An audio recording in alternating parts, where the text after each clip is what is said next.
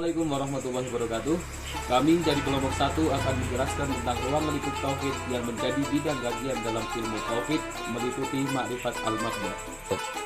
Ma'rifat al-Mabda yaitu mempercayai dengan sepenuh hati keberadaan Tuhan pencipta alam dan pemelihara alam semesta, yaitu Allah Subhanahu wa Ta'ala. Ada beberapa metode pembelajaran tauhid.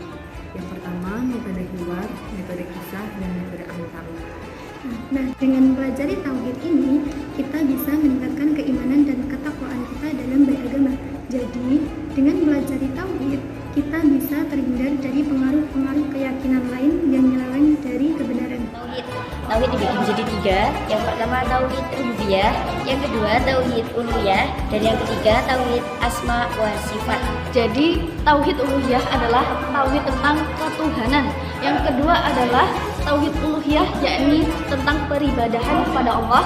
Dan yang ketiga adalah tauhid asma wa sifat, yaitu nama-nama dan sifat-sifat Allah Subhanahu wa Ta'ala. Al-Mabda adalah mempercayai dengan penuh keyakinan bahwa yang menciptakan alam semesta itu hanyalah Allah.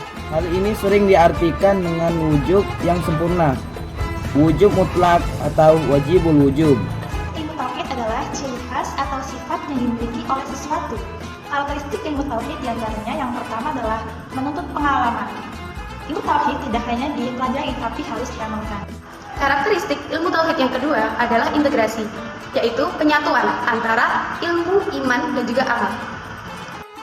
Karakteristik yang ketiga adalah menuntut kebersamaan. Maksudnya adalah kita harus mengisahkan Allah secara terus-menerus. Dan iman itu adalah membenarkan dengan hati, mengikrarkan dengan lisan, dan mengamalkan dengan anggota badan. Ada 3 poin penyebab turun imannya seseorang. Yang pertama adalah lingkungan, yang kedua adalah maksiat, yang ketiga adalah cinta terlalu berlebihan terhadap dunia. Perbuatan atau pengamalan iman: 1. Membenarkan dengan hati, kedua mengikrarkan dengan lisan, ketiga mengamalkan dengan anggota badan. Bentuk pengaplikasian tauhid yang pertama sebagai saksi Allah. Pengamalannya yaitu 1. Bersaksi tentang keesaan zat Allah, yang kedua mempersaksikan keesaan Allah dan sifat-sifat Allah yang indah, dan yang kedua sebagai hamba Allah. Bentuk pengaplikasiannya yaitu menjadikan totalitas hidup sebagai penghambaan diri kepada Allah semata, yang kedua berlindung dan berdoa hanya kepada Allah, dan yang ketiga tawakal hanya kepada Allah. Yang terakhir sebagai khalifah di muka bumi. Pengamalannya yaitu manusia harus berilmu, gigih, kreatif, produktif, dan inovatif. Penyimpangan tauhid adalah meyakini ataupun mempercayai selain Allah Subhanahu wa Ta'ala, baik mempercayai dukun atau sebagainya. Penyimpangan tauhid juga dapat berupa perbuatan. Contohnya, jika seseorang melakukan sebuah pesugihan. Aliran qadariyah yaitu pemikiran bahwa manusia atau hamba itu sendiri yang memiliki kuasa atas kemauan dan kebebasan dalam melakukan perbuatan. Hanya meyakini satu sifat wajib Allah, yaitu Allah yang Maha Esa.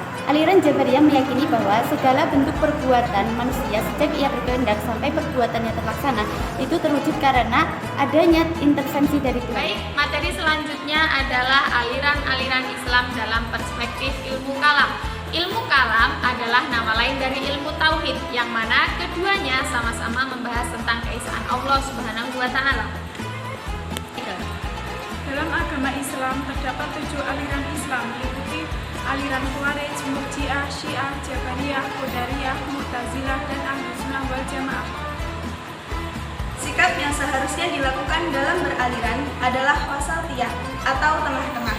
Ketika sudah memilih salah satunya, maka cukup sewajarnya saja, tidak perlu terlalu. Materi selanjutnya adalah tauhid sebagai prinsip dalam ibadah. Tauhid dalam Islam adalah keyakinan bahwa Tuhan hanyalah satu, tidak beranak, tidak beristri, dan tidak bersaudara. Di sini dijelaskan macam-macam tauhid ada 3. Yang pertama tauhid uluhiyah, yang kedua tauhid rububiyah, dan yang ketiga tauhid asma wa sifat. Hubungan tauhid dan ibadah dalam kehidupan Islam. Hubungan ini merupakan tolak ukur bagi setiap masyarakat yang sahih dan masyarakat yang menjadi dambaan setiap masyarakat. Selanjutnya ialah ma'rifatullah. Ma'rifatullah ialah merupakan ilmu pengetahuan yang konsepnya bersifat batiniyah lain zahiriyah. Kemudian jenis-jenis ma'rifatullah, yang pertama ialah ma'rifat tauhid, yang kedua ma'rifat al-burhan wal istidlal, yang ketiga ialah ma'rifat hakiki. Menurut Al-Ghazali dalam bukunya yang berjudul Ihya Ulumuddin, 1. Mendahulukan mujahadah, 2. Menyingkirkan Sifat-sifat tercela: 3. Zuhud. 4. Diri penuh cinta kepada Allah.